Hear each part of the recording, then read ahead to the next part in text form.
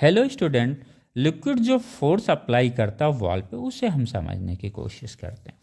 हमेशा जो लिक्विड बच्चों जो फोर्स अप्लाई करता है वॉल पे वो क्या करता है, परपेंडिकुलर टू द वॉल लगता है, right, and outside the wall. इसका डायरेक्शन आउटसाइड रहेगा, इधर लिक्विड की साइड में रहेगा। ये चीज़ ज़रूर ध्यान रखिएगा न्यूमेरिकल लगाते वक्त, राइट। टू वेसल्स है, डिफरेंट शेप का है, और लेकिन हाइट जो है लिक्विड जो फिलअप की गई है एच हाइट है, एच हाइट पे है। अगर इसका वॉल्यूम वी है, इस वेसल्स में सपोज उसका डबल वॉल्यूम लग गया, जिसकी वजह से एच हाइट तक लिक्विड फिलअप हुआ। हाइट सेम है।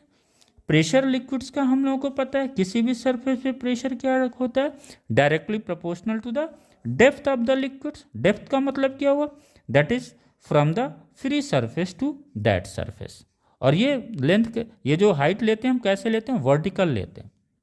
ओके, ये एच हो गया। अब आइए, अब इसकी वजह से यहाँ पे प्रेशर लिक्विड कितना लगा रहा, row G H into area, base area F1। यहाँ पे same row G H into this area, यानी F1 और F2 जो बेस पे फोर्स लिक्विड लगा रहा है ये दोनों पे सेम है। क्लियर हो गया। अब ये कहते हैं कि अगर हम वेइंग मशीन पे रखते हैं इन दोनों को, तो वो वेइंग मशीन पे उसका रीडिंग अधिक क्यों आता है, ये चीज़ क्वेश्चन आ रहा है। Why the reading is increase. अगर हम दोनों को रखते हैं तो इसकी रीडिंग बढ़ती है वेइंग मशीन पे, राइट, जबकि फोर्स क्या है बेस पे दोनों का सेम है। तो इसको हम लोग समझते हैं। जब भी लिक्विड प्रेशर वॉल पे लगाता है या बेस पे लगाता है तो वो उसका डायरेक्शन आउटवर्ड होता है, इनवर्ड नहीं होगा लिक्विड्स के। ओके बच्चों, ये चीज़ बड़ा न्यूमेरिकल में की पॉइंट है। जब आप जेई के क्वेश्चंस लगाते हैं तो ये छोटी छोटी चीज़ें आपको कॉन्फिडेंस देती है, राइट। हमेशा ये फोर्स क्या लगेगा, आउटवर्ड लगेगा, इनसाइड लिक्विड नहीं लगेगा।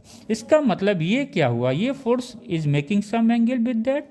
इसका मतलब इसका एक वर्टिकल कंपोनेंट, ये थीटा है, इस फोर्स का क्या होगा बच्चों, एक वर्टिकल कंपोनेंट होगा, राइट।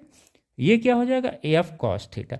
और इसी वर्टिकल कंपोनेंट की वजह से क्या होता है, वेइंग मशीन की रीडिंग बढ़ जाती है इस पे।